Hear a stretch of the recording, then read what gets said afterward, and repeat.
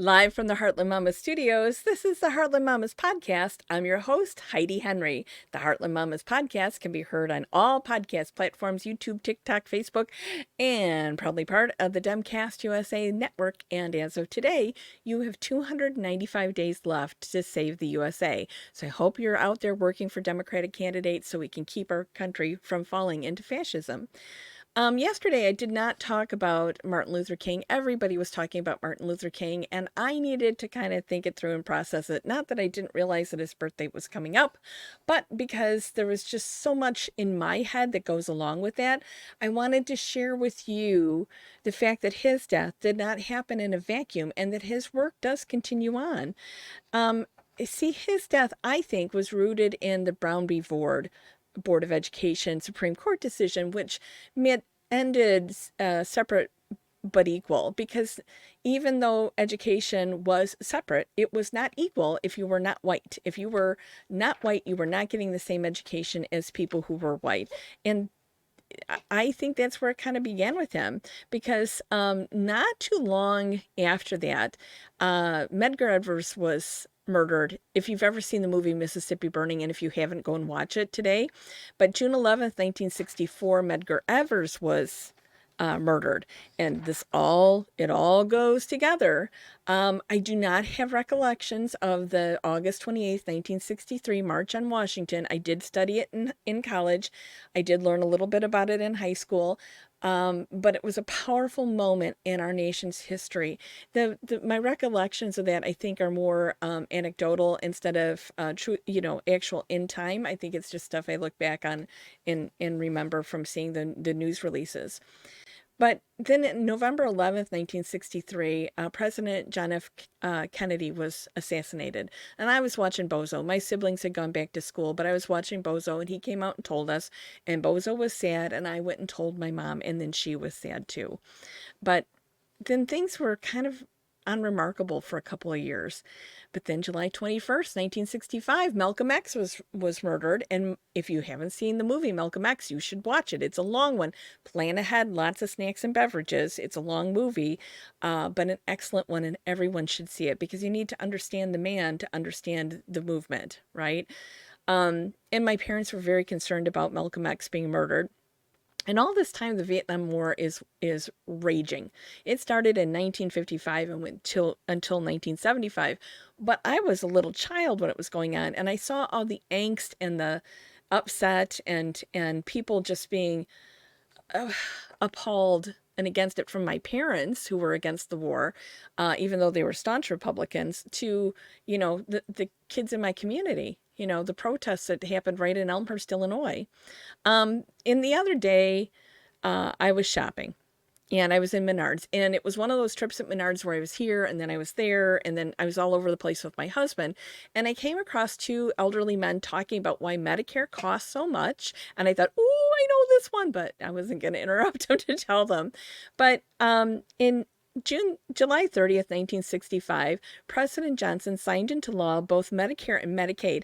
And the reason Medicare costs so much is it was meant to keep not white people out of all white hospitals and keep them in the county hospitals that were meant for not white people. And that's why Medicare has a copay, and why Medicare needs additional coverage in order to cover it. It goes right back to 1965. So if you've got a problem with that, since a lot of the doctors that in our area are not white, Mr. Mann from Menards, that's your problem. That goes back to Johnson and bigotry and racism and trying to keep separate but equal, but not calling it that. Call it Medicare and Medicaid. In 1965, August 6th, Johnson signed into law the Voting Rights Act. And we've had a lot of discussions about this, because finally it made sure that not white people got to vote just like white people did. And that was very upsetting to a lot of the racists and bigots, especially those whose families came from families that used to own the families of not white people. Does that make sense? Right. These are the progeny of the progeny, and they have a problem with that. So that started Nixon's Southern strategy. He started dividing the racists and the bigots from the not racists and bigots, and working that Johnson stronghold of the South and making it a Nixon Republican stronghold. Okay, so that had everything to do with the Voting Rights Act. And feeling the heat from the Voting Rights Act, Johnson on March 31st, 1968, decided he wasn't going to run again between the Vietnam War and the Civil Rights era. This was, it was no bueno for him. So on April 4th, just a few days later, that's when MLK was murdered. So he was murdered April 4th, 1968, just 5 days after Johnson said he wouldn't run again. But Johnson forged ahead. We had riots, race riots. I mean, when MLK was murdered, my parents were worried that the country was coming apart at its racist seams. Okay, we didn't mend them after the Civil War. We didn't mend them after this era of civil rights.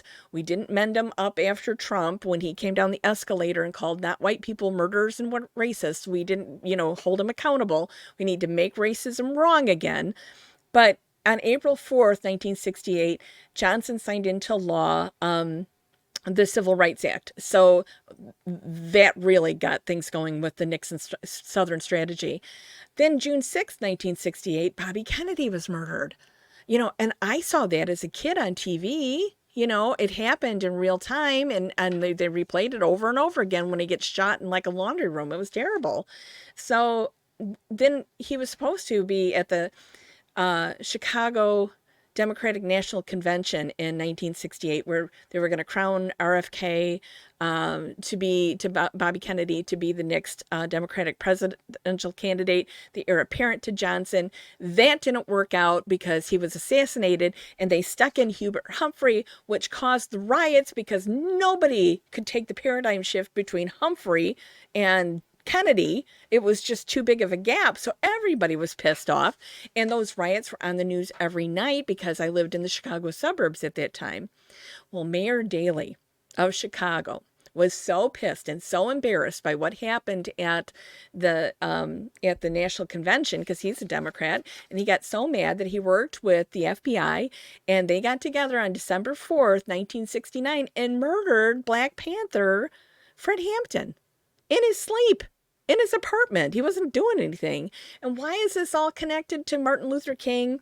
Because nothing happens in a vacuum. This all happened within 6 years of my young life. Assassinations and murders in public.